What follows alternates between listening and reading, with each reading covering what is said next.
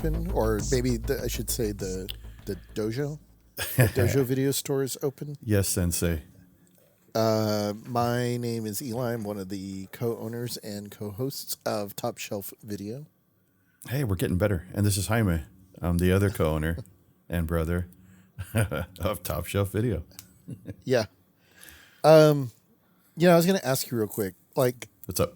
Have you ever gone back to something from our childhood, particularly, I guess, with food or something like that, where like you're like, oh man, I used to love eating that, and then you find it or you have some of it as an adult, and then you're like, it doesn't taste the same that I Not thought. So much. Yeah, like I don't know if it's just because like there was less FDA like oversight, and so maybe we were eating like stuff that we probably shouldn't have been eating. Yeah, and that's kind of been like adjusted since then. And like things that come to mind to me is like I think when I had like every year when the what's it called, the Halloween cereal that comes out, like Frankenberry and those Boo Berry or whatever, like I see those at the store and I'd like getting them because I like that the covers change. Like last year I think they used like Jim Henson Muppets that they made like nice. Specifically for the boxes. Yeah. So that was kind of cool. And then I opened the box and I had the cereal and I was like, man, this does not taste anything like I remember. Yeah. Have you ever had something where it's kind of like you have it and then it kind of disappoints you a little bit? Like it's just not the same. You know what I mean? Like it is, but it isn't, I don't know. I think so. The closest thing I'm gonna, because I'm gonna say the Totino's pizzas, because our fridge was, the fridge always had some. There was never a time that we didn't. And I think a couple years ago, because Landon is my youngest son. He's now 17. So I think when he was about 15, he was over for a weekend, and it was like, we don't typically keep stuff like that in the house. And I don't remember how it played out, but my wife Karen, who's a culinary trained chef, she was out of the house, and I think she went out. She was going to go do something with a girlfriend. They were going to go take the dogs to a dog park and then go, like, I don't know, whatever. They're going to a pet friendly restaurant or whatever. I was like, yeah, we got it. Don't worry about the boys. We'll handle it. And we went shopping. Just because I was going to get stuff for like to make breakfast the next morning, but I was like, you know what? Let's hit up the frozen pizza. Let's do something different because I'm getting tired of Domino's. And then I was like, hey, he'll enjoy this because I enjoyed it in my childhood. Let me take him back to the good old days. And I was like, hey man, has your mom gotten you? Have you ever had the Totino's? He's like, what's that? And I was like, come with me. And we went down the aisle and we found them. And we put them in the oven, and I was all excited to like share this nostalgic childhood moment, and it was disappointing. I was just like, I remember them tasting different. Yeah, and now in fairness, because when we were younger, when we were like the latchkey kids, whatever, a lot of the times we were nuking those in the microwave. Yeah, that's true. I don't know if that necessarily made it better. I don't know. I don't know if it made it better or not, but I think that the flavor profile, if you want to get all technical, it must have been different in the microwave because we put it in the oven because now I'm a grown up now and I know how to work the oven without setting the house on fire. So we went through the whole motion and we put them on the thing and we cut them up, with the and I was all ready to kind of relive those, Saturday afternoon after cartoons or whatever. And I was like, man, and he kind of like, he's like, this is it? You like this? And I was like, well, in my defense, I haven't had it in like 30 years or something, but more than that. But it's like it didn't hit the home run. It was more like a infield pop fly, and I was just like, all right, well, we ate it anyway, but it did kind of it was anticlimactic. Reveal. Because the buildup is there. Oh yeah, I was telling him the stories about the payoff. I was hyping it up, man, because I was like, me and your uncles, man, we we would throw these in the microwave, and I remember we would use those white plates with the little gold design on the edge because they were the perfect size for the Totino pizzas. Right. And I remember we would just kind of rip it apart. We didn't have to cookie cutter or like cut it in perfect. Yeah. Because it was microwave, so it was a soft crust. Right. As opposed to fold it like a taco. Exactly. Yeah. So that was my that was my moment of like fuck. All right. Well, Yeah. He's like, well, and whatever. They used to be round, right? Now they're square, which is I don't know. Was it? The ones that we have up here were square. They did not have round ones, but yeah, no, I agree with you. I think we did the same, mostly just because they were like on sale, and then we were like, yeah, we could stand to have that, and then it was kind of like, oh, what is this? Like, so if anybody's wondering, like, why am I bringing up like things from the past that sort of were a bit disappointing? We're talking about Enter the Ninja from 1981, and the Totino's Pizza of ninja movies. In my mind, yes, it was a Totino's Pizza of like, man, I remember like this movie being like a big part of our childhood. Yeah, that's why I wanted to be a ninja. I'm not sure why. After watching this movie, that said, we'll talk about it. I'm not going to say whether I liked or disliked this movie, but I will say, spoiler, as a movie that has Enter the Ninja in the title, in the fucking title, there's 10 minutes of ninjas in the back, and then there's 10 minutes at the end. Where the fuck is the rest of my ninjas in the ninja movie throughout? And we'll talk about it. Yeah. But before we do that, I knew that this would be the case, and I don't know. I think what this is gonna do, we'll say for certain. Like we have a pretty good idea of what we're gonna be watching for the next 3 movies, because I feel like we've talked about doing this, and now we're just gonna do it, which is like I'm if I'm not mistaken, it's the holy trinity. The trinity of ninja movies.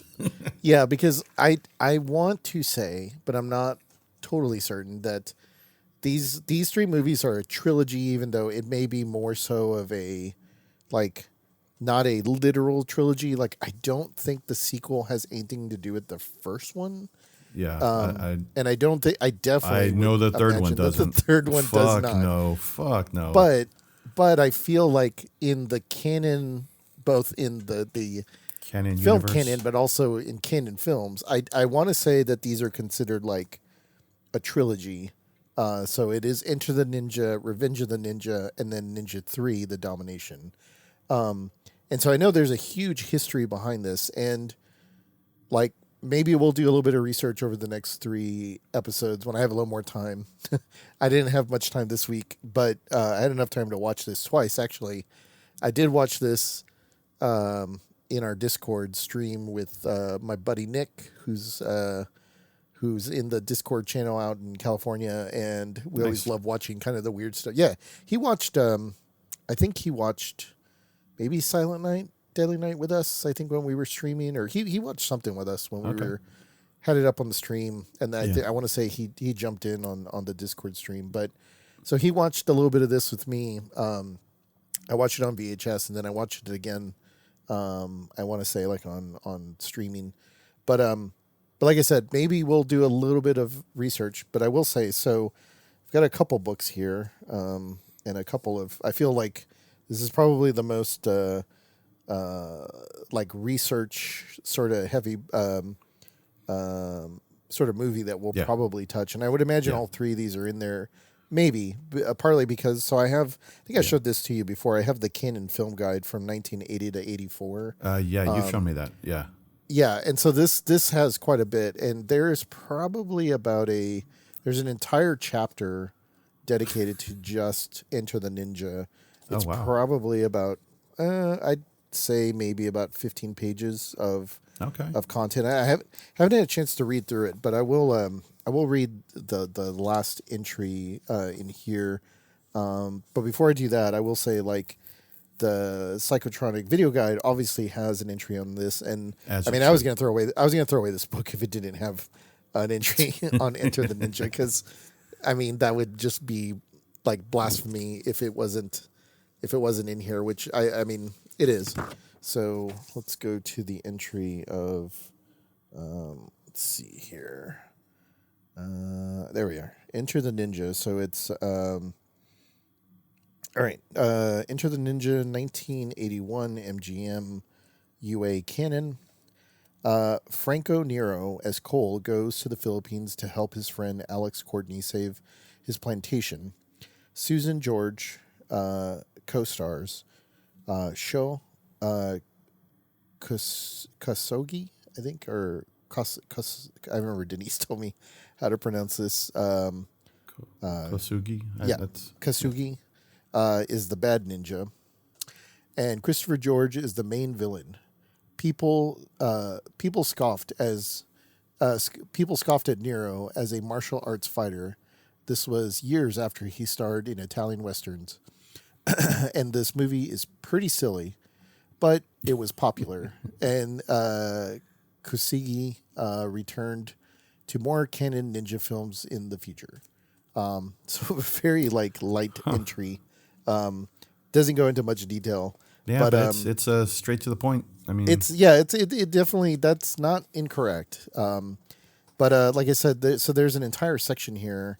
And I'll read the last paragraph of Enter the Ninja from the Canon Film Guide. I even got out my good readers for this. But it says, Enter the Ninja is a great film of fun, a great deal of fun, even in the few moments where the movie stops making any logical sense. Franco Nero oozes with so much charisma from behind his bushy mustache that it is easy to forget how implausible he seems in this particular story's hero, or as the story's hero. Christopher George plays the principal B-movie bad guy, equal parts spoiled brat and remorseful killer. The plot is thin and predictable, but it wastes little time connecting the dots between the early non-stop fight scenes. Where Enter the Ninja truly succeeds in its making, ninjas look unbelievably awesome, from its violent opening to its even more violent closing scene. There's a reason why ninjas were everywhere from this point on. Enter the Ninja started the craze, and that alone is enough to place it among the high points of the canon. Yeah. And so there's I want to go back and read. Yeah, all of this is definitely true. This book is very well researched in with regards to dude, that's another book I got to get my hands on. That's actually, a canon book. That's like all of our childhood is probably in those pages. Yeah, and I want to say I did get this one at Half Price Books. And so this is only 80 to 84, so I need to pick up the other. So there's more. There's more. There's definitely going to be, because I mean, some of the other great ones are definitely past 84. And you said it's like Silent Rage. Yeah. It's called the Canon Film Guide. Canon Film Guide. Okay. And it's written by Austin Trunick, Trunick. And so I'm sure I even have more probably behind me in my book somewhere about this movie, because I think just historically, before we kind of get into the movie, this movie is I wouldn't say it is the film. I mean, yes, it probably is the film that probably kicked off ninja movies, or at least made them extremely popular, in video stores. But I want to say there were other ninja movies at the time, but I want to also say that Canon is kind of like the Coca-Cola of really making it super digestible to people like us, kids like us when we were younger. Mm-hmm. That said, there's not a lot of ninja in this movie. Yeah. So I kind of wonder, much like Totino's, the nostalgic of our minds of how this movie plays out. Maybe we filled in a lot of gaps, before we got older. You know what I mean? Because this movie is 1981, and I doubt we saw this around its release time. We probably saw it in the video store when it was hitting the $1, the part of the two for $5 or whatever. You know, this was in Theo Eddie's weekend pickups. anything ninja, we were watching at his place. Yeah. So, I mean, that's the only place we were making darts out of sewing needles and all the stuff mom and dad wouldn't let us do at home. We were running around at his house. Tin foil. Yeah. I mean, kind of a little bit of all of it. And the other thing about this movie too is it has such an iconic. I mean, with us playing G.I. Joes at a young age, the fact that they have a white ninja and a black ninja, it's like, oh, Storm Shadow and Snake Eyes. Yep. So we were like, okay, yeah, this is totally like right up our alley. Yeah. So yeah, let's kind of just jump into it, even though there's only so much we can like talk about when it comes to ninjas. But I got questions about white ninjas. So. Yeah. How did you end up watching this? You watched this streaming as well? Yeah, Tubi. Okay. Oh, on Tubi. Okay, yeah. Yeah. I think I watched it on Pluto TV, but then like I said, I did watch the VHS, which I actually need to rewind. So the movie. Oh, the other big thing about this movie, or there's a couple like points, but this is one of the few movies that was actually directed by one of the two main canon dudes. Yeah. It's Golem, yeah, and Globus are the two guys, and this was Golan. I guess Mahim or Mahim. Menahem. Yeah. Or I hate to think I'm chewing that up, but yes. Yeah. We just know it Golden Globus. Golden Globus, yeah. And so this was directed by Globus. And I do know for a fact that like those guys, part of them being the producers, they weren't really the creative ones, but I do know that when it came to the ninja movies, that was something that I think they just wanted to really lean into. For whatever reason, they felt that they were more than qualified. Subject matter experts on yes, which, on the art of ninjutsu. Yeah, it's just kind of one of those things where I'm sure they were like, I've read a lot about ninjas and I've been to Japan a couple of times. I feel like I'm the clear expert out of everybody here. Yeah. And so it was probably more by default than anything else. But so yeah, he is the director of the movie. Let's see. I mean, Globus was one of the producers. So I mean, they yeah. Mm-hmm. Yeah. And let's see. So Frank Nero is our hero. He plays Cole. I was trying to think if I had seen him in much, and it is kind of funny because I do remember going through his filmography. Like I guess he looks considerably different as he kind of got older because he plays the only role that I saw him that he really stands out is in Die Hard 2. He plays Esperanza, the Colombian drug lord guy that flies in or whatever, and he's like he's the villain in Die Hard 2. So I was like, oh, that's that guy. Oh. I would not have noticed that, but I mean, obviously he's considerably younger in this movie. Yeah. And I mean, it looks like he's been in a fair amount of things. The other people that sort of like stand out to me was this guy named Christopher George, the main villain. It did looks like he passed away, I guess, of a heart attack not long after this movie, but he is somebody that I very much am familiar with, and I know that you're not you're probably not a connoisseur like I am of Italian movies, but I really enjoy like watching like Italian horror, Italian westerns, the Italian genre in itself is like a whole like sort of thing. And this guy, the guy who's the villain in this movie, he's in a couple of like my more favorite Italian type movies from like this era. Like he was in a movie, he was in a movie called Grizzly, which is basically like a ripoff of Jaws, except it's a bear. He was in Graduation Day. He's in City of the Living Dead. He's in a movie called The Exterminator. He's obviously in Enter the Ninja. He was in I think it's some anthology. It's called Mortuary. That was like in '82. And then he was most popular or most well known for a movie called Pieces, which is like an Italian slasher movie, which is just extremely outlandish and kind of known for its cheesiness, and sort of like its over the topness. Right.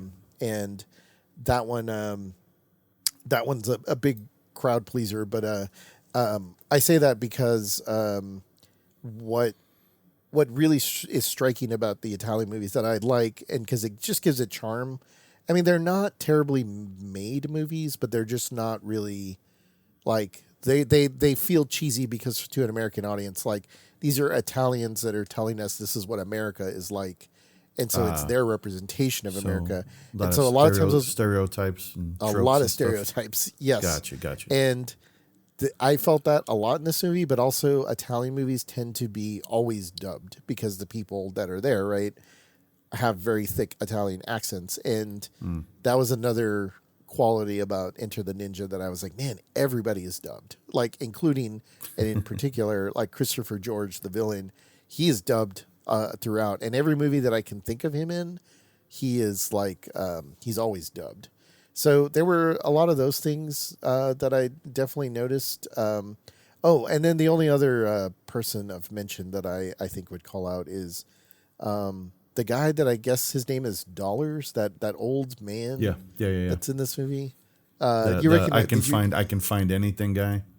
Yeah. Did you recognize him from one of our prior Top Shelf Video movies?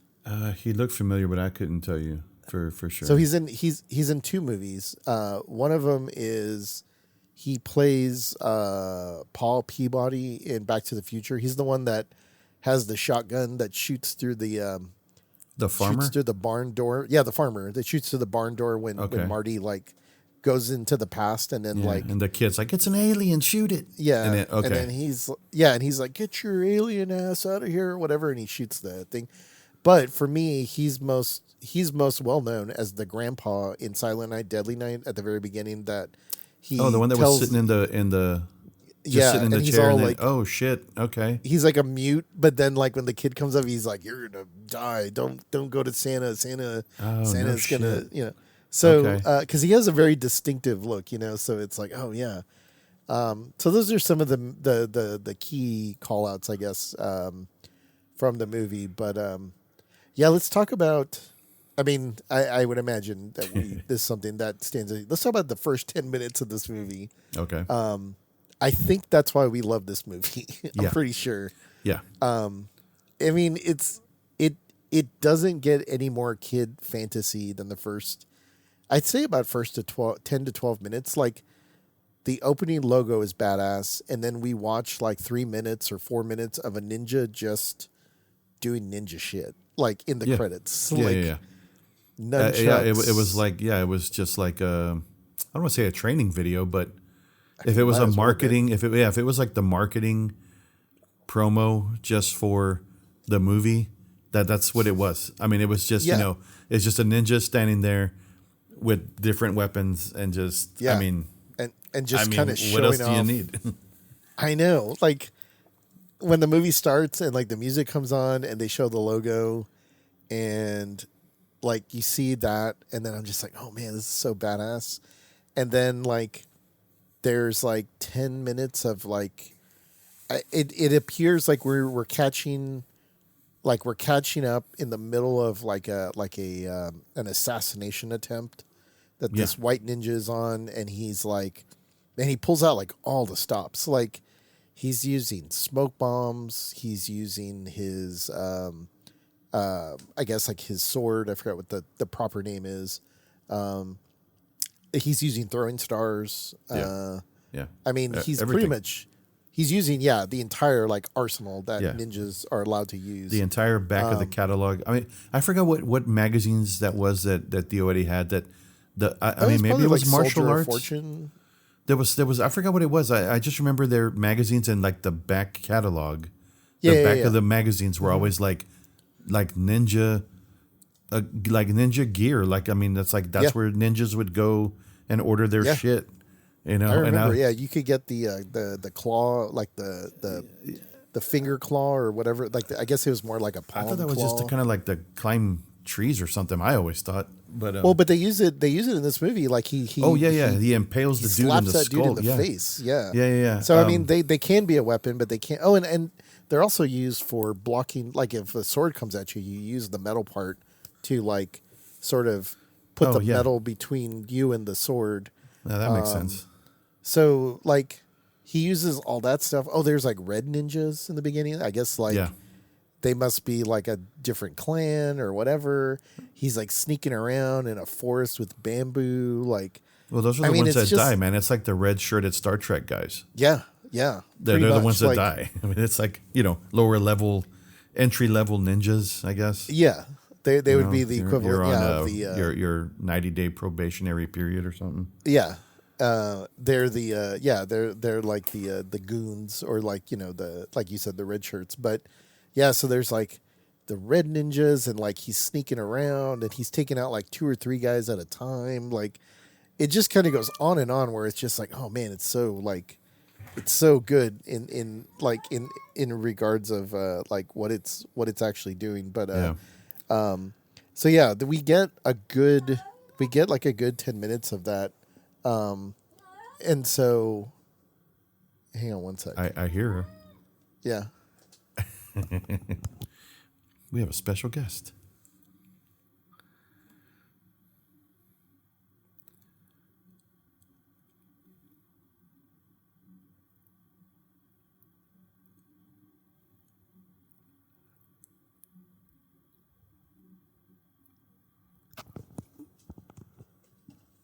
Okay.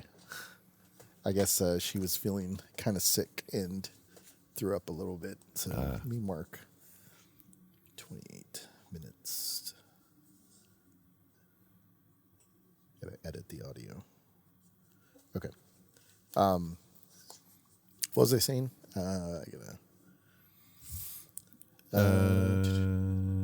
Oh yeah. That like there's like, oh yeah, I was about to say like he did all this stuff, and then he goes. The next phase is like he's going to go to the target, I guess, or whatever. But right.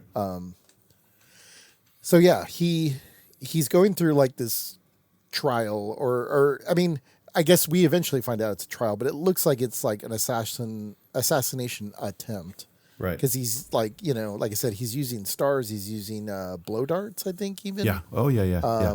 He's using the whole thing.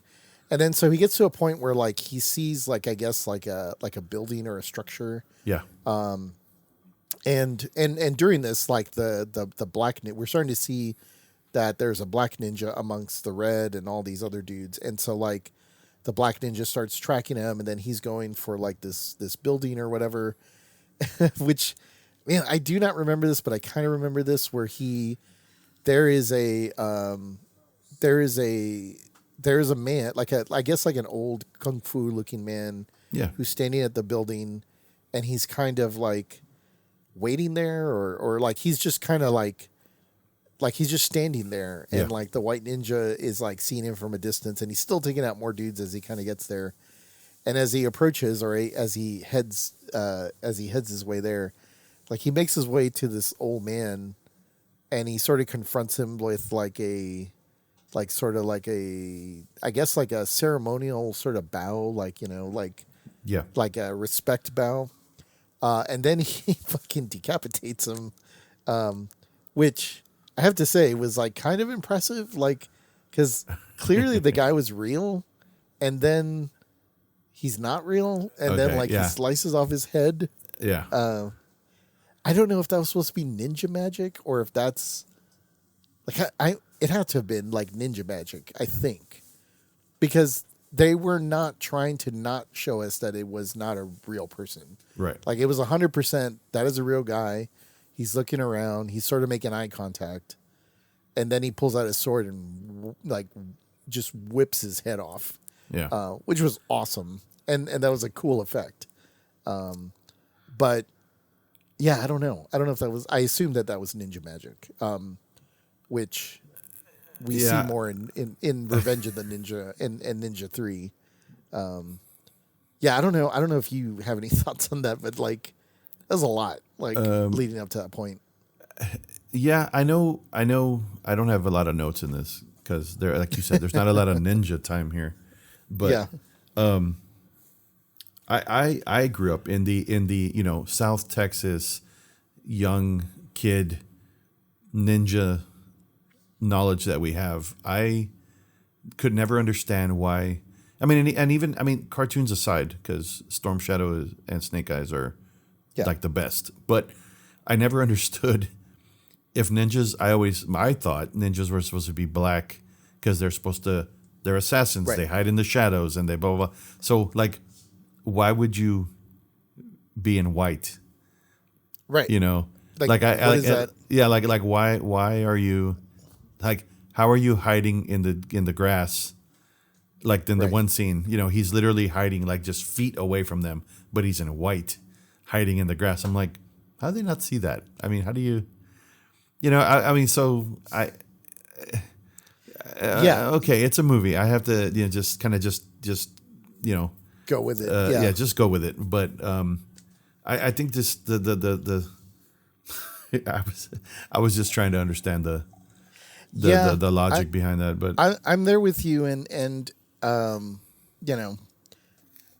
it's something we may also do over the next 3. We may not necessarily watch the movies, but over the next 3 episodes, when we sort of dive into the our history with ninjas.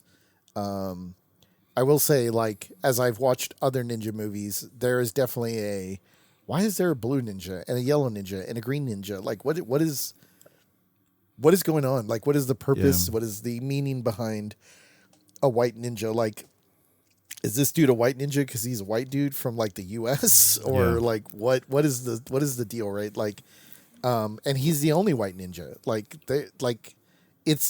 There is no logic behind that other than it makes for a good visual story point, I guess. Yeah.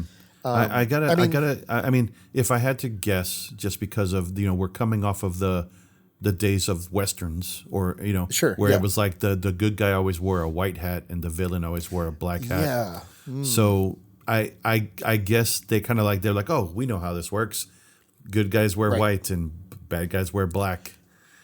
And it kind of helps, I mean, that's now that I'm saying that out loud, I'm like, that's got to be the only reason, because a ninja would never be white. Yes. Maybe a dark gray or a darker colors I get, but I mean, white is like so anti, let me hide in the shadows, ninja assassin color to go with. Right. And they're assassins. That's the whole thing. Is like, you're supposed to not get they're seen. supposed to be assassins. Yeah. So it's more of a practical thing. It's not this is a good assassin, so he'll be in white, or he only kills certain people, right? Like, ninjas are for hire. They were generally hired by the shogun or like some sort of warlord during like feudal Japan, where like samurais would fight ninjas or whatever, because they're basically henchmen, Yeah. So I now that you said it out loud, and as like I think about it, that is probably what it is, right? It's just, what else he's could a good it be? guy assassin, even though exactly, right? Because like I guess like he's now a ninja in ninjutsu, but like I don't know if that means he can now be hired as an assassin, or it's just like earning your black belt in jiu-jitsu or like some other martial arts. So it's kind of interesting, but at the same time, it's like, whatever. It's a movie, and we need a good guy, we need a bad guy. And so, that is White Ninja, and then we have Black Ninja, who will return in the rest of the movie, because like he ends the first 15 minutes with like being like told that he is now like officially a ninja, and his master has like given him that. And it's kind of funny because I don't know if you gets noticed, a scroll and everything. Yeah, right before all that, where he's kind of going through all the whatever they call all the hand motions, that are like, I guess they symbolize like certain power or certain like things that like, it's funny because like when he finally gets to the end of this and you realize like, oh, this wasn't like an assassination mission. He's actually he's going through the final stages of his ninjutsu, like I don't know, certification or whatever you want to call it. that all the red ninjas show back up, and it's kind of funny because like some of the dudes still have like scars and cuts on them, and one guy takes like a wooden like sort of plank out of his like chest, I guess, like as a bulletproof vest. Yeah, just to kind of show that, oh yeah, no, these guys didn't die. Like I actually stabbed the wood. I didn't really kill him. And so they're giving him, I guess, like his shot of sake as they celebrate. And so all the red ninjas are there and the black ninjas there, but it's just kind of funny the large number of like ninjas with like mustaches is like maybe like 50% in the table. I was like, oh man, these dudes are carrying some heavy mustaches. And then obviously like White Ninja has like the biggest of mustaches. But in that moment, we kind of get set up with the black ninja who is Japanese and appears to be like maybe the only Japanese guy there because all the dudes in red look like Filipinos, and I mean they make no bones about it that they filmed this in the Philippines, right? Because they talk about being in the Philippines, and you see it everywhere. So all the red ninjas look like Filipinos, and so the only ninja that's there is the black ninja that's Japanese, and he basically shows his disgust and says, you know, this guy can't be a ninja, like you're dishonoring my heritage of ninjas and what the hell, like, and he gets pretty upset, and that's pretty much that. Like it's like the end of that sequence, and so that's the end of Ninja for like at least for another 40 minutes, if not longer. Not to say that there isn't some martial arts happening, but no, but not in my notes, but not ninja. Yeah. In my notes, I was like, A, where's the ninja? And B, like, why are there not more like ninja moves? Because like a lot of the fighting that's happening, like you were kind of pointing out, and now that I think about it, makes a lot more sense. They're kind of like really just bar fighting like at a saloon if it was a Western.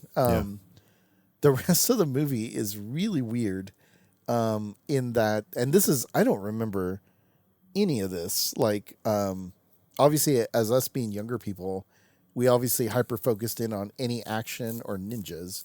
Right. And so the rest of the movie is, I guess what it kind of boils down to is Frank, who is White Ninja's friend, lives in the Philippines and owns a bunch of land, and they harvest White Ninja coconuts. White Ninja just goes to hang out with him, basically his buddy. Yeah. And that's it. Like they go to hang out, and then it turns out, and this is where it is very like a Western, where basically he goes to see his buddy. His buddy tells him that some local is trying to strong arm him out of his land, and that he's got like 30 days to make a choice, and he's harassing the villagers, and the workers are kind of getting run off. He's like, well, you can't harvest, you can't farm your fields. So if you want to sell, so you're gonna, man. I didn't think about the Western aspect of it. It's a very traditional plot line. Yeah. I didn't think about it either until you mentioned like the cowboy in white and the cowboy in black, and the more I think about it, I'm like, oh, that's exactly what this is. Except, we get the guns, we get the gunfights at the beginning and the end, and it's just kind of funny because I did have to watch this a second time because I was like, what the hell is all this in the middle? Like this is so weird and so bizarre. But in some ways, I had to say I kind of liked it because if I was watching this with a group of friends, we'd all be like, what the hell is going on? Like, where are all the ninjas you promised? But also, what is this backstory? So I guess Frank and White Ninja used to be Vietnam buddies. Well, I guess Vietnam. They don't say that clearly. And I know that you know military better than I do, but they are clearly not wearing like U.S. No, fatigues. They weren't. No, that was so. It looked British or something. So I'm reading that it was a South African border war, the Namibian War of Independence. Okay, so that makes it better, I guess. Yeah. I mean, it makes reference to it, but I mean, sure. But yeah, exactly. I was like, well, okay. Yeah, because that didn't look like anything that I was familiar with. I mean, mind you, I came in way later into the military game, but right. That was still didn't look. You know, I mean, obviously, if they were like mercenaries or of some kind, fighting for a different, because they treat it like Vietnam flashbacks, though. Is the way that they sort of treat that. Yeah, and so, I guess we just get that. Oh, these guys have a history. They kind of saved each other's lives, so they're. Yeah, that's all we need to know. The war, I guess what the war actually was irrelevant. It was just that they were in some kind of military service together, and they helped each other out. So they're war buddies. You know, they're literally brothers in arms. Like they treat each other like brothers. Yeah. But there's this weird, and I say weird, and it is definitely weird. There's a weird relationship between Frank and his wife. Marianne. Yeah, Marianne. And so Frank and Marianne are married. They live in the Philippines. White Ninja shows up. And I guess, what do they say? Three's a company. Two's a crowd. Because, basically, Frank is like, yeah, I kind of hate it here. And White Ninja's like, well, then you should move. You should sell the land. They're try to sell it. He's like, well, Marianne wants it. And he's like, well, then don't sell it. And it's like, well, I don't know. And my marriage is terrible, and I don't get aroused by my wife anymore. I can't get it up. I can't get it up. And then White Ninja has an affair with the wife, Marianne. Yeah. It is like, what the hell is going on? Like, yeah. And on top of that, there is way too much cockfighting in this movie. Like, this movie is all over the place. Like, this is one of those movies where if you have it on the background, you like look down to do whatever it is you're working, look back up, and you're like, what? Why is there cockfighting happening? Like, and then you look down, you look back up, and it's like, why is everybody running away? Why is the village on fire? Like, what is happening? Yeah. And it's just like the guy with the hook. And what the fuck? Oh yeah, the hook guy. There's a henchman. Yeah, with a he's hook, the bully. He's the bully for he's hire. He's trying to get Frank to give up his property, but he can't seem to get him to sell it. White Ninja's like doing ninja moves out on the yard, and Marianne's getting turned on, and I mean, let's go to town, man. Yeah, it was everywhere, dude. It was everywhere. Like, I was just like, what is going on? And then, like, one of my favorite like kind of sequences of like just weirdness is like, so I guess when Frank tells White Ninja that, like, Marianne deserves better, and I'm a terrible husband, and I suck, and I can't get it up, but she's a sexy lady. She wants it all the time, and I'm just like, what? Like, what are you talking about? And then, like, in the next scene, I guess he sleeps with Marianne. Yeah. And then the next morning, they're uncomfortably, all three of them are there together, even though I guess Frank doesn't know what has happened. But yeah, Marianne passed out drunk, because that seems to be like they laid out that foundation that he's always drunk and just kind of just in the what were those things called, the swing between the trees. Oh, the hammock. Hammock. Yeah. There you go. Yeah, he's just kind of passed out in the hammock, and she's just working with the workers, kind of. Yeah, she loves the land. It was weird. Like, she loves and it's just funny because, like, there's that awkward scene where they're having breakfast, and like they have just slept the night before.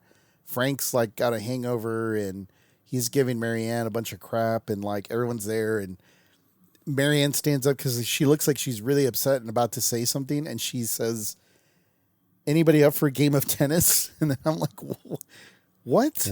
And then like it cuts, like the scene cuts there, and I'm just like, where is all of this going? Like, this is so weird. And then basically it all like it feels like just a blind person just like meandering through a house they've never been in for like the entire middle part of this movie. And then we finally get our bearings when I guess the villain guy, what was his name? Veneris Charles Veneris. Yeah, Veneris, Christopher George, who's been using his henchmen to try to get or Frank to give up his land. We get a lot of sassy like Veneris, and then he calls on Mr. Parker. Mr. Parker, who gets just constantly mentioned yelling, a lot. Mr. Parker. Yeah, Mr. Parker is like a big player in all of this. So he eventually gets Mr. Parker to find out that the reason why we can't get him to sell his land is because he's hired a ninja. Actually, he doesn't say a ninja. He just says he's hired help, and it's like this guy is an unstoppable force. And the guy with the hook keeps telling him, "I can't beat this. Like this, I need more men because this one guy is kicking our asses." Yeah, and then I think he does. He does mention that he's like trained in jujitsu. Like he somehow knows that he's like he has ninjutsu skills or something. Yeah, I don't remember how, but he does because Veneris says, "Well, then I want a ninja too," and then we finally get our bearings back on the movie where Mr. it's Parker goes to shop for a ninja. He's like, well, he's trained in jiu-jitsu. Like, I'd have to go to Japan. Then he's like, then what are you doing here? You should be in Japan, like getting me a ninja. And then he goes to Japan, finds, lo and behold, the black ninja that is the same, I guess, like clan as White Ninja, and brings him back. And he was already mad at White Ninja, so he's like, "Oh, this is perfect." Like, I mean, I don't think he knows. He doesn't know that it's him, though. Well, that's true. When he he goes shopping for ninjas, he's kind of like he's sitting there with the master, and then he basically has him like modeling, I guess. Like he's at the door. Yeah, and he's got the weapons, and he does a little this and a little that. Then he goes, disappears, and he comes back with another weapon, and he does this thing, and it's like, okay. And it was kind of like advertising, you know? Yeah, or it's like the NFL draft. Like, what is the thing that the compound? Like the combine. This is the combine. Yeah, this is his throwing star speed, and this is how high he can jump. And he's like, oh man, he's fast on the whatever, and his accuracy is just unheard of. Like, I mean, I would imagine it's something like that, right? You get a catalog of the different types of ninjas that you can like get for hire. And so we finally get back on track where we get Black Ninja coming back and basically acts as the ultimate goon or assassin for hire, and he's like, "Yeah, I want you to go take out this guy," and he does, and that gives us the last like 15 minutes of our movie of like White Ninja fights Black Ninja, and then lo and behold, it turns out like we Black actually Ninja know kills each other. Well, but Black Ninja kills Frank. Oh, that's right. Because that was his actual job. That was his actual job. His job was to kill Frank. He doesn't know that. Yeah, you're right. White Ninja is the mustache, because he kills Frank while Cole is trying to infiltrate the tower to get information on why Veneris is. That's right. Trying to. He goes, for some reason, he's got dollars tagging along with him. I'm not sure why. I mean, I know he's the only other guy he knows, I guess. I suppose. Yeah. But then that's when he finds out, when he makes his way up, after they take out all the tower guards, that that there's a large deposit of oil on the land, and that's why they're trying to get the land. That's right.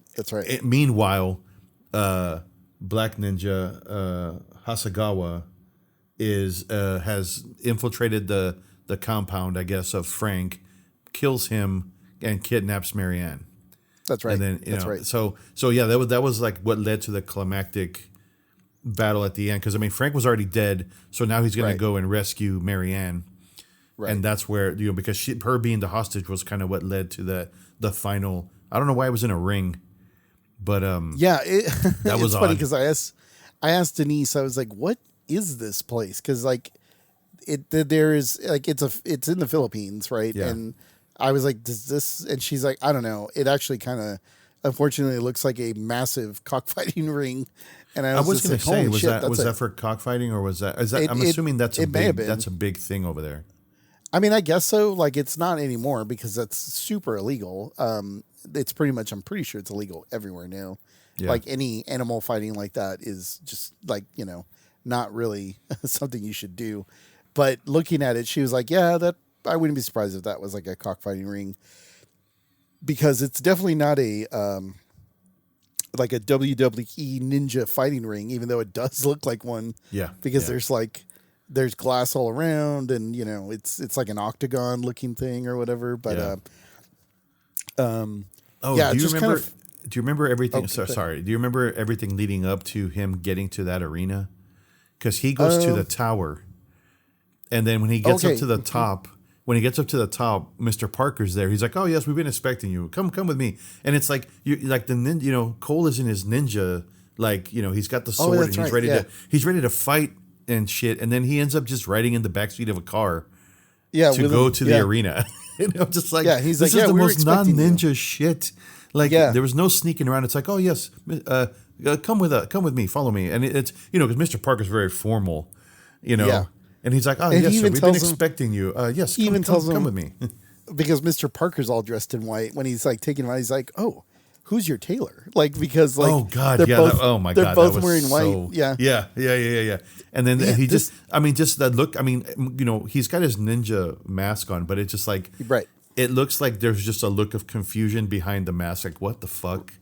Right. I'm not getting to use my ninja skills and my 9 hand signal, the symbols of the ninja. It's like he was like, oh, he's like, yeah, we'll take you to where, Mr. Veneris is. Yeah. I was just like, this is not how ninjas roll, man. It's like you're supposed to be sneaking in the alleyways, and no, he got chauffeured to the fucking fight. So kind of weird. Yeah, there's a lot of like I said, going back to that Totino pizza, on the surface look like, oh man, this is going to be great. And then you're kind of like, what is happening? Dude, it is exactly a Totino's pizza. Cause like the box looks badass. The picture of the pizza that's obviously enlarged to show the texture on the box of the Totino's. It's kind of, it gets you going, oh man, these little cubes of pepperoni are going to be fucking great. And just like the box cover of this VHS cassette, and then you slide that bitch in the fucking oven, and we came out, we're like, what is this shit? This is why does it taste like a corn dog now? Like, what is happening? Like, there's not there's no ninja in my ninja movie that's titled Enter the Ninja. Like, it was more like starts and ends with ninja, like is what it should have been called. But you know what? I fucking enjoyed watching it. If nothing else, for laughs, man. I had the laughs. Yes. And there was it was borderline about to be some soft porn shit going on in the middle, and we had the ninjas in the beginning, so of course I was all like, oh yeah, here we go. This is what I remember. This is the stuff right here. And then it turned into, I'm gonna go visit my friend in the Philippines, and he just packed his ninja outfit in his duffel bag, and we didn't see it till the fucking end of the movie. Yeah, like I was saying, during the parts of the movie, like when he is using fighting technique, it's not really like ninja technique. It's just it's like just your basic karate. Western fighting. Yeah. There was some karate. I mean, there was some, but there was a lot of, I don't know, just like really, like if you were really a ninja and you're just not wearing the outfit, like why don't you do some other cool shit? And so there was. It's funny because at one point he kills, like in the middle of the movie somewhere in there, he's like fighting off dudes that are trying to get to Frank, and he kills a dude with like a bench, or not a bench, but like a little footstool, and I'm just like, what is this? Like, what is happening? Like, there's just like a number of things where like, I don't know. It's just like Frank sucks. He's a terrible friend. He's a terrible husband. White Ninja kind of sucks. He's sort of freeloafing off of like Frank. Frank's using White Ninja as just like his, hey, why don't you go fight these dudes for me? And then he's like, oh yeah, like it's cool watching you fight. I'm just gonna kick back and watch. And there's like scenes where Marianne's like, you should help, and he's like, nah, White Ninja's got it. Like he's all good, And it's just like everything like is just like, man, all the relationships in this movie are terrible. Like except for maybe the ninja. Like I almost like kind of was rooting for the black ninja at a certain point. I was like, well, Yeah. I don't know. Kind of hope that black ninja kind of comes through, but I guess not. Yeah. He was the most. I guess he was the most authentic anything in this movie, and we and we didn't. Get enough of him. Like I think he was pissed off in the beginning because he knew what the middle was going to be, and then he came back in at the end, and I mean he was wearing black, so he had to lose. So yeah. It is what it is, I guess. I mean, like you said, I had fun watching it. Oh yeah, absolutely. I mean, we can laugh about it now because I think we've been hyping ourselves up about this. We're like, yeah, man, we got to get back into these ninja movies, and Enter the Ninja, man, started it all for us. I mean, and in fairness, it did. I mean, it's credited with starting the ninja craze of the '80s. So. Right. I can't now seeing it again as an adult. I don't know how the fuck that happened, but because I guess we were just the United States was just itching for the new shiny thing, and this movie came out and it was like, oh, ninjas, and I mean because the throwing stars were easy to make. We used to make those in class with paper, know. So I mean, I guess it was just destined to happen, but. Yeah. No regrets, man. No regrets of watching this shit. No. I watched it twice. So just like you. Yeah, I watched it twice. The only last thing I'll say about it that I thought was kind of also like sort of interesting, but also like might as well have been thrown in. But there were so many moments in this movie where when White Ninja's doing stuff and he's beating up guys, but he doesn't necessarily kill them. Like in particular, the guy with the hook. Yeah. And he takes off his hand and he throws it at him. He's like, "Hey, don't forget this or something or whatever." Oh, that's right. He throws the hook hand at him, and then like the music's like womp womp womp, and I'm like, "What?" So what's happening? Like so perfectly out of place. I mean, it was like very just like Looney Tunes and all the, and it happens again at the end, like. He kind of winks at the camera, and it's like a freeze frame wink at the camera because he sees the one armed. Now he's a bellhop at an airport. Yeah, and he runs off. Yeah, and then that's right. I forgot about. Yeah, he breaks the fourth wall and like winks at the camera. Yeah, I was like, of course he did. I mean, what else was that? Was the only thing left was breaking the fourth wall. Yeah. So and somehow this kicks off the ninja craze, but you know what? Somebody had to do it, and like you said, I think maybe there was just enough of an itch that it was like, you know what, good enough. And I'm glad that it's part of the lexicon of ninja movies. If not, like, it's a badass name, it's a badass logo, it's a badass box. Like, there's so many right things about it that you just can't deny it. Except maybe don't watch the movie. Just watch all the absorb all the things that are associated with it. Maybe watch the highlights. Yeah, watch the trailer. You can, and then just kind of go from there. But yeah, I mean, like I have the box. I have like the actual like MGM big box. And it looks fucking epic. Like the Black Ninja is on the cover. They don't even funny enough. They don't put White Ninja. They don't put White Ninja. Oh, that's not even him. Red. That's not even him in the red. Yeah, that's Red Ninja, and then that almost looks like it's Michael Dudikoff, but it's it kind of does. But yeah, this is the big like sort of like folding box, right, sort of version. Yeah, so, man, that definitely that is the. This will pull you in. That is the quintessential. You're reading the box at the mom and pop. And you're reading that and looking at it and going, "Fuck yes, we're watching this. We're paying $4.99 for this rental, no question." Yeah, I mean, as a matter of fact, might as well just like read the back of the box. I'm just reading the back of the curious. box. Yeah, just so I can read some of it. There's like some labels and stuff on it that I won't be able to read around, but I think I can get to most of it. I want to read. I want to look at the. Like, read the back of the Totino's box there so we can try to remember why the hell we wanted to watch this so badly as adults again. Let me get my readers. All right. This the Hollywood Reporter says a fast-paced, high-quality, tough as nails martial arts film. It doesn't say whether it's good or not. It just says it's a fast-paced, high-quality, tough as nails martial arts film. So they're not wrong. That's a lot of adjectives. Yes. It says of all the martial art techniques, none is more mysterious than ninjutsu, the ancient combat form of the ninja warrior. As thrilling as I can't see what the behind the sticker, but as thrilling as its subject matter, the unique subject matter is unique. Enter the Ninja explores in absorbing details of ninja's lethal, little known art of invisibility, which includes the use of hypnosis, explosives, superhuman acrobatic fighting skills. Yeah, wait. Did I miss something? When was that? When did we get hypnosis? Is that in the director's cut?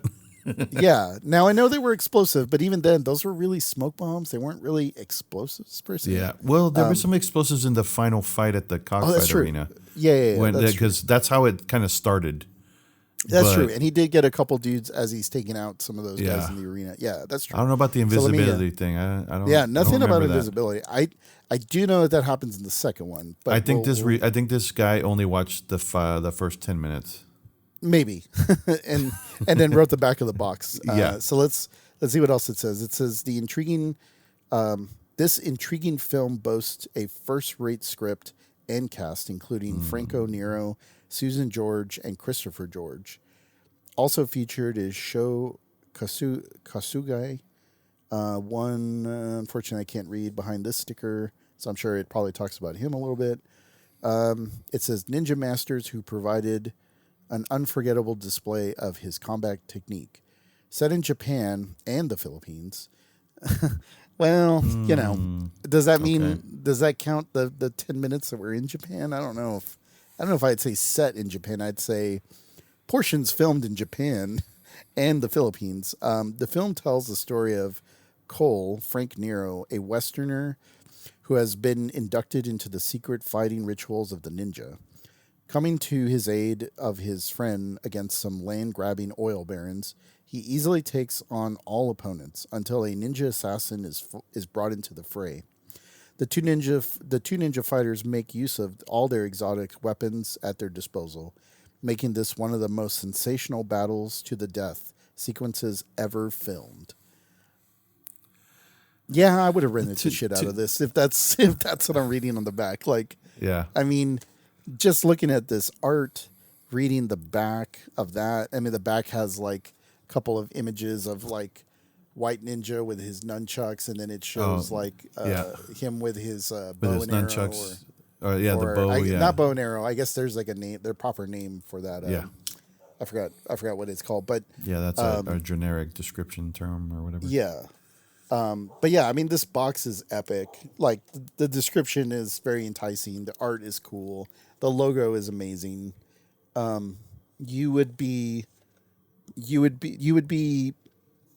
doing a disservice to yourself if you never rented this during, like, if you were our age growing up during the period of ninja films in the 80s. So yeah. So before we go to Top Shelf, we got to pick out an employee from this movie. Do you have any thoughts on who? Oh yeah. I mean, there's a lot of options here, but who were you thinking? I was thinking dollars, just because he can get us the hard to find VHS tapes. Oh, I didn't think about it that way. Yeah. Oh, hell yeah. He's the I can find scrapper. It guy. Yeah. Yeah. Yep. He can get all the information of who's got the eBay account with the hard to find, special edition of, Freaks or another ninja movie that we've not heard of, or, some old spaghetti western that we've heard of but never seen. I think dollars would be the one to find it. Knows the locals. He knows the locals. Like, he could find. Yeah, he'd be able to find the hard to find stuff for us. That's a good call. I hadn't even thought about dollars in that way. Like, but you're right. I think use him the way he was intended. Yeah. Well, it's funny because I have a similar thought. Even though like I'm not a big fan of like yes men. Like, you know, I know like our president has a bunch of yes men around him, and that's his, you know, style. I hate yes men. However, I will say like I wouldn't be opposed to a yes man if it means our business could be like operational and functional and efficient, if we can find ourselves like somebody who just gets what we need done. So I actually would take Mr. Parker because I mean, I can just scream Mr. Parker whenever I need something. Yep. I mean, and to Parker's credit, like he did everything that was asked of him, and he always came through, right? Yep. And up to the point, like the only reason he dies is because his boss kills him. His boss like, kills him. it wasn't even the ninja. Like the ninja was kind of, you know, being cool about it. And then, you know, Valeris or whatever, or Veneris ends up shooting him. And he kind of gives him that, but why? But like, sir. You know, yeah. So like he was, even up to my the very second end, choice. Yeah. Yeah. Mr. Parker seems like, hey, we need somebody to go clean up the toilet. It's overflowed. Mr. Parker, like, can you go, you know, handle it? He's like, absolutely, not a problem. Like, he's that kind of yes man that like doesn't complain. He knows that the job needs to get done, so he just gets the job done, you know? So I think if we needed to do inventory or needed to swap things around, if we called up Mr. Parker, it seems like he'd be more than happy to do it. I mean, you know, we pay a decent wage, I guess. So, you know, I'm sure that would make him happy on that standpoint, you know, for sure. Whether he likes his job or not. I mean, you know, that's up to him. He seems to just like being a yes man. So, yeah, I'll go with Mr. Parker. Okay. All right. Is this a top shelf video? 1, 2, 3, go. No. Like, no. Yeah, this movie's a lot of fun, but it is far from. You can't put Enter the Ninja in the title. Like, I don't know what I mean, I know what they were thinking. I shouldn't say I don't know. Like, I don't know what they were thinking. I absolutely know what they were thinking, and it worked. It's a great marketing ploy, is what I will say. I actually would maybe have fun watching this with friends if it was like a big watching party, but whether we offer that to customers and whatnot, I'd be like, if you want to watch the Holy Trinity, you should at least watch it once just so you know the history of ninja movies, but make sure you rent the other ones because those have way more ninja. Like, you know, we definitely shouldn't hide it from anybody that, you know, the movie with Enter the Ninja in the title. Yeah, it almost be like, you know, if you rent Revenge of the Ninja, you get this one rental free. Yeah, you know, that's a good point. Like that might not be a bad idea. It's like if somebody rents this without knowing, we'd be like, oh, no, actually, we'll rent you Revenge of the Ninja and this one, you know, 2 for 1 on this one, you know, just so that you understand the history of the ninja. Yep. But like I said, I think over the next like 3 episodes where we talk about these movies, I mean, there are a number, obviously, of ninja movies. You know, there was like, I mean, we've already talked and seen American Ninja. Yeah, I think that'll always be my favorite. Yeah, there is, but there would be no American Ninja without Enter the Ninja. Exactly. So you can't. As much as if you're listening, don't get me wrong. We laughed about this. We had a good time with it. It sounds like we're shitting on the movie, but I had a blast watching this. It was so much fun. Yeah, this was the catalyst for ninjas and us wanting to be professional ninjas when we were younger. Yeah. Only to find out that was not something you could apply for at the job fair. Yeah. So, it's not a. It doesn't pay well. It definitely does not pay well, and the stakes benefits. are real high. Yeah. There's no 401k for ninjas. I mean, I'm out. So yeah. I mean, there is. I have a number of ninja movies that like I've seen, and it just kind of goes on and on and on. But like some of the bigger ones in the genre, I think, are like well, like I said, American Ninja. There's like Ninja Thunderbolt. There's Operation Ninja series, like a whole line of ninja movies there. Um, there is actually like a whole. I mean, much like we already kind of know. I mean, there's American Ninja 2, American Ninja 3, 4. I think maybe there were 5. I can't remember. But yeah, I mean, some of the bigger ones, like I said, I think is like Ninja Thunderbolt is kind of one of the bigger ones. And there's a guy that I think I have to remember what his name is, but that whole that whole subgenre of Richard Harrison was his name, who's kind of plays like the Yellow Ninja, I guess. And he was kind of like a big, I don't know, I guess like, he was a big like what do you call it, golden era like sort of guy. Like he was in those like Hercules type movies or whatever. Mm-hmm. But this guy was like in a lot of the ninja movies of that era. Ninja Dragon. I think he's Ninja Thunderbolt, Ninja Power Force, Ninja Strike Force, The Power of Ninjutsu. Jeez, man, those just sound like video games. Ninja. That sounds like Konami video games. Yeah, this guy, like this is his list of movies from 1980. Let's start in 1986. No, I'll even go a little bit further back. Oh, that's right. Yeah, 1986. This guy just like did nothing but ninja movies, but he did Ninja Terminator, which I have seen. Whoa. Okay. The Ninja Squad, Ninja the Protector, Ninja Hunt, Ninja Dragon, Ninja Champion, Golden Ninja Warrior. Let's see, Ninja Silent Assassin, Ninja Operation, License to Terminate, Ninja Kill, Ninja Commandments, Ninja Avenger, Cobra vs. Ninja, Diamond Ninja Force.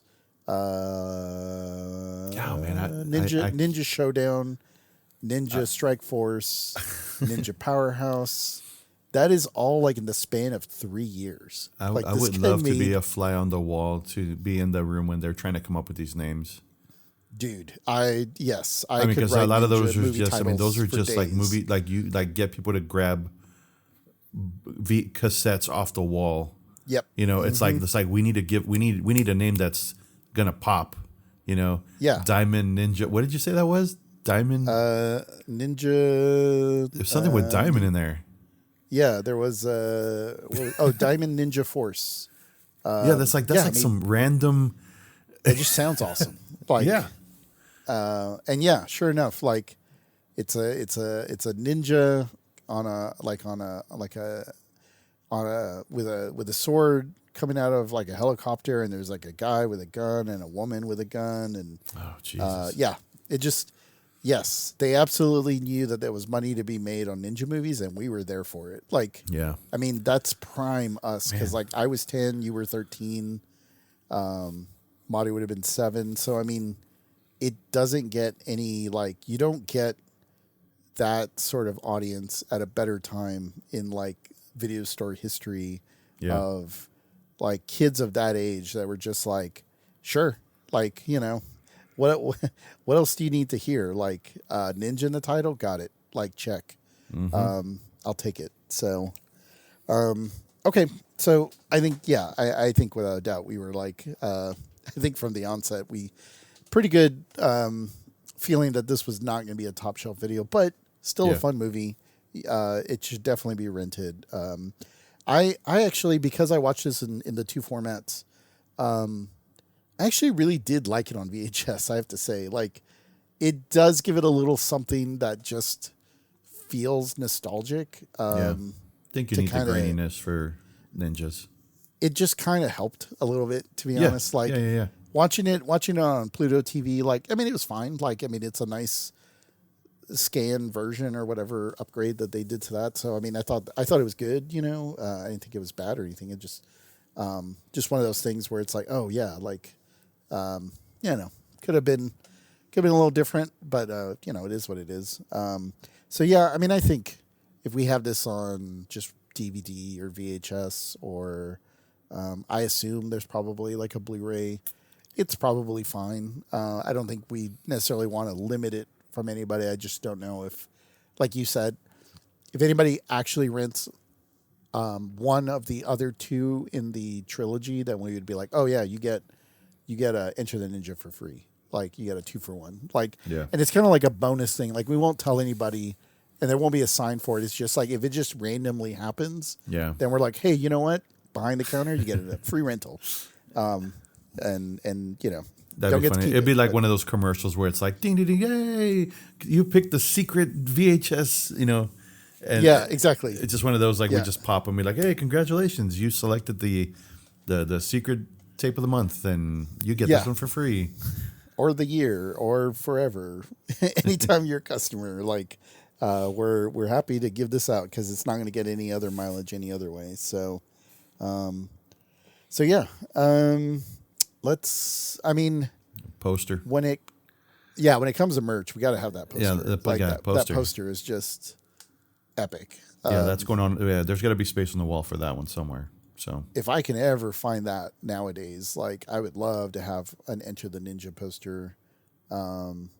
It's just screams canon, screams like 12-year-old us, you know. Yep. So yeah, definitely we got to have that. I think I always like. I think I've used this one before, but I'll still use it again. I really think that we should have the ninjutsu sword as like a pickle stabber, you know, like a miniaturized version, so you can like put your pickles on it because you know we're Mexicans and we like pickles with our popcorn. At least I still do. I do. Yeah. And I know Andrew, your son does. I know he's been over a few times. He's you got pickles, and he'll grab one out of the fridge. I was like, well, you're definitely a Mexican, so. So yeah, like a little, you know, pokey knife or a pokey like a almost like a they make I wouldn't those mind like a letter opener also because it could be a little bit bigger. Mm-hmm. And yeah, I could see that. We definitely have to have the throwing stars. Whether we can have foam ones for the kids and then like real ones for the adults if they want. Yeah. And then we can like laser engrave, you know, like Top Shelf Video and Enter the Ninja on one side or whatever. That would be cool. Let's see. Damn, I know a guy that does laser engraving. Son of a bitch. You're giving me these ideas. I was like, throwing stars. Shit. Well, but see, and I know a machine shop that could probably cut. I mean, I work. Oh yeah. I have contacts that could literally make. You just need some throwing metal stars that we can cut. Yeah. Yep. Yeah. What else? I mean. Is it too much to say? I mean, we're in a post-COVID time. Like, it's a great, I mean, like in even before COVID, when I was in Japan, like when people have a cold or they've come in off the flu or something in Japan, like it is very common to wear like a mask. It's almost like etiquette to be like, hey, I still got a little bit of the sniffles. I'm going to wear a mask because they don't want other people to get sick, right? That's the norm in Japan before the pandemic. Oh yeah. But post-pandemic, I wonder, you know, hey, you can have like a ninja head mask that also covers your head if it's like sunny out. You don't want to burn your scalp. I mean, like people like you and I don't really have any hair up there. We kind of want to protect our head and not expose it to the sun. So I mean, yeah, you walk around with a ninja mask, and if you're getting over a cold or if it's kind of hot on that day and you don't want to get all the mugginess, you can pull up your ninja mask, you know, and so yeah, maybe we can just have like the head part of the ninja mask. I'm trying to think, was there any other like there weren't any foods or anything in the movie that we could maybe have like some artificial coconuts because like they had coconuts on their land. We could maybe coconut like coconut drinks, you know, like the you know, or maybe make it some coconut shells, but make it like that would be our popcorn. That is a single serve. Yeah, if you're sharing your popcorn, you get like a little single serve like coconut. The only other thing is maybe like one of those. It would be seasonal, but if we got one of those. You've seen those memes of like the Halloween costumes, and we could it would be like enter the ninja costume or white ninja, and it would come with the white stuff and then a fake mustache, and for white ninja, you know what I mean? Yeah. A couple of plastic, some plastic throwing stars, a fake mustache, and then a white. Because I mean, on the poster, he doesn't look like a ninja. He looks like he's in a karate. I don't know what you call that like outfit, a gi. But it looks like a gi. That's what he looks like he's wearing on the poster. Yeah, you're right. Like it's not even ninja. The only ninja in there is the red ninja in the background. Confusing. Yeah. I'm trying to think. I will say I did like Dollar's like vest, which is kind of funny because the first time you run into Dollars, he's like, "Hey, you want some like nudie pics or whatever?" But he's got that army jacket. I kind of like that. Oh, I don't know why I wasn't even thinking about it. We got to have nunchucks, like because the nunchucks was a big player. Oh yeah, shit. Yeah, of course. Although if we really want to up it for like movie nerds, like it can be like popcorn salt, and so you unscrew the bottom of one of the nunchucks, and you can like you can shake some popcorn salt, and maybe the other side has the other side has like butter or something. You can kind of or pickle squeeze juice. out a little bit of butter or pickle juice. So you could definitely do that with nunchucks. I mean, or you can just tighten up the bottoms, and you can still use it as like nunchucks. There's no reason why you wouldn't be able to. Right. Let's see. There were definitely a fair amount of outfits that were interesting. But I guess I did like Dollar's hat. There was kind of funny. That was the when they're towards the end, like you were mentioning, when they're sneaking into the building, they wear those outfits, the costumes. I guess they're supposed to be like cablemen or security guards or. Yeah, I think when they take out the first two security guards, then they Oh, that's right. Yeah. Oh, which by the way didn't make any sense because Frank, the American, Cole, is towers over the guards. Him and Dollar, but then him and Dollar get into the guard uniforms and they fit perfectly. Perfectly, yeah. Even though he towers over the Filipino guards. Yeah, I was like, okay, but he's gonna.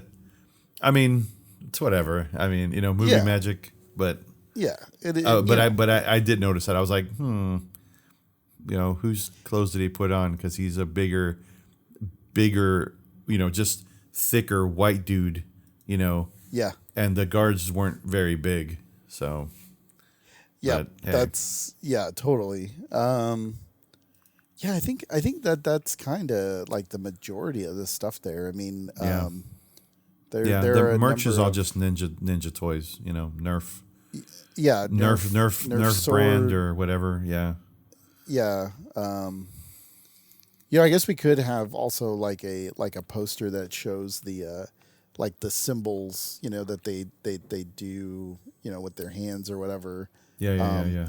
But they all mean like certain things that are more related to like movies instead of like ninja stuff. So we can just make our own version of what those hand signs are, like rewind your tape or, adjust your tracking or, clean your heads, or whatever. Yeah. So we could we could have that. Yeah. I think that kind of covers that. And we're going to have plenty to talk about because the next episode we will watch Revenge of the Ninja, and then we will tie that up with Ninja 3. or Ninja 3, the Domination. It's just the Summer of Ninjas. I mean, this is the kind of shit that we would do as kids. So, it was time to revisit it, and I don't know. Maybe we won't have a Totino's next episode. Maybe it'll be more like a Little Caesars, like maybe it'll, I mean, not to say the Little Caesar, I don't know. Little Caesars, it's been a minute. And sometimes Little Caesars, you gotta get the Little Caesars when it's like hot. It can't be like have been sitting there for a while because that could lead to an Enter the Ninja situation. You don't really want that. But I miss the days of the 2 pizzas in the long rectangular box. Yeah, that was marketing at its peak, because you were paying for, well, you thought you were paying for one, but it was, and it's funny because I don't know, I'm sure I've probably mentioned this before back in the very beginning, season 1, where we talked about how all this, our memories of getting pizza, getting movies, that's what we did Friday night, Saturday night, whatever. And it still cracks me up that my boys, mind you, they're younger, obviously, so they don't know. I was like, yeah, it was called Pizza because we used to, that was their slogan or whatever, because you used to, when you ordered, you got 2 pizzas. That's why the Little Caesars guy, he flips it, or like he does this thing with the spear, and it's 2 pizzas, because back when they first came out, their big thing was when you ordered one, you got 2. Right. And so it was pizza. It came in a long rectangular box. I remember those commercials, because the guy would be like, 1 pizza, and then they put out 2, and then he's like, I ordered 1 pizza, and he's like, when you order 1, you get another one for free. And then he's like, pizza. And then like the whole thing was like pizza. And so like I vividly remember that, of just the guy kind of like oh, pizza, and then like the little Caesar logo guy is like pizza. So yeah, I think when I watch Revenge of the Ninja, when I return from Chicago next week, I think I'm going to dial up a Little Caesars and see. I would even go as far as to say is we need to do one podcast with both of these episodes, with both of those movies in one episode, and make it Ninja. Oh, so you might be right. We might have to do like a mega episode of Ninja. Yeah, you're right. That's not a bad idea. We're just gonna have to make some time for that. But I think you're right. I think we should, now that we're kind of moving into the bulk of the summer. You're right. I think we should double feature like a Ninja. So yeah, let's prep for that, because I think there are other movies that we also wanted to try to get to. For sure. This year, and I think the canon catalog is going to play a bigger player for this season. So no, for sure, for sure. Yep. We got to get a little more Chuck in here too, man. I mean, this is the year we lost him, and we got to. There's so much of his stuff that was directly, hard, like you said, it's burned into our memory. There's a lot of Chuck Norris, a lot of ninjas. A lot of ninja movies, a lot of Charles Bronson, a lot of. Oh my God, yeah. We shouldn't have been watching Charles Bronson at our fucking. No, we should not have been watching Death Wish at that age. But you know what, we did. Like Dirty Harry. I mean, so much shit that we. But we came out fine. We're fine. We're fine. No. Yeah, we're not vigilantes by any means. We're no. If anything, we're vigilantes of movies that that must be seen. So we're trying to do right and justice to these movies. So, I guess if people, or if you were listening and you were a ninja addict, I guess drop us a line, shoot us an email. At topshelfvideo at gmail.com. We'd love to hear any of your ninja stories. We'll do that in the next one. We'll talk about mom's preparation of ninja outfits. I mean, I know we've talked a little bit about it, but I think we should go a little bit more into detail next week. But if you like I said, if you have. Who knows? Maybe did you own Ninja stuff? Did you order stuff out of the Ninja catalogs as well, like we did? Shoot us an email. We'd love to hear about it. I guess rate and review us if you would. That always definitely helps. I think I told you, right? I'm still kind of understanding our statistics and stuff like that. Like we hit like I want to say like a pretty decent milestone for us. We had like 2,000 downloads or something according to Podbean statistics or something. So Yeah, I mean, that's cool, and we appreciate like people listening. Oh, for sure, man. Because this is absolutely not a professional operation. We are. No, I'm not gonna lie. And if people haven't figured it out by now, I take very little notes. I don't script shit. I just talk out of my ass because that's what this is. We're just shooting the shit about some movies. We're laughing, reliving some memories, and just catching up. Really, and what it really boils down to. If we're fortunate enough, and I mean, obviously 2,000 downloads. I mean, that's I appreciate people that want to listen to two brothers just reminiscing about growing up in South Texas, watching ninja movies and Chuck Norris and wanting to be ninjas, I mean, it's been fun. It's been a fun ride. We're just gonna keep doing this for fun and. Yeah, no regrets. To go. No regrets. Yeah, we got a ways to go. We got a number of movies that I really want to revisit because it has been a minute. Yeah. So. Yeah, but I'm gonna get with my local dollars guy here and see if I can get my hands on that Canon film guide. Yeah. And you probably need to get down to We Heart Video down there in Austin. I think it's maybe more in Austin proper. So you'd have to go south a little bit, but maybe there's a weekend where you might be able to swing by there. Those guys are doing good stuff, and they're renting as well too. So no shit, nice. Yeah. So I want to try to catch up with the Austin VHS swap. Yeah. I might name drop you. See what I can find. I mean, because I have a couple bins of VHS types now that I need to, they need new homes. See what I can find. So that is the way it's the way of the ninja and the way of the VHS collector. So rewind those tapes. Follow us on all the socials. You can go to Top Shelf Video. TopShelfVideo.com, and all the episodes are there.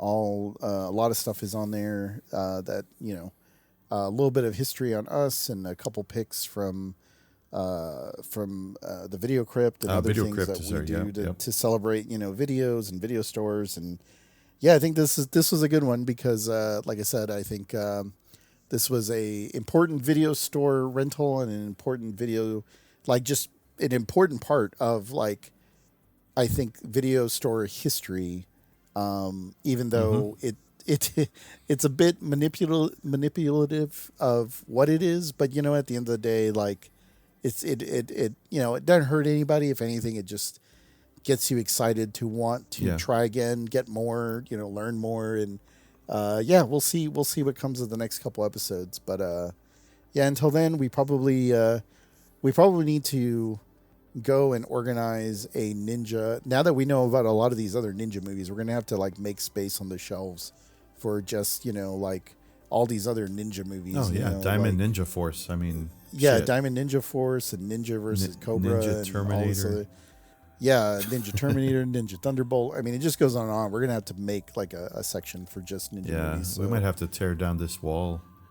Just I mean, stuff. if you want to start on figuring out where the studs are, I'll go out the back, start to get some of the power tools powered up, and then maybe we'll tell the employees to just zone off an area there so we can do some as managers and owners as we have to. We're just going to do it ourselves and save some bucks here and there. So it'll just be called a dojo or whatever. And then just train in, and it'll just be a section of just wall-to-wall ninja.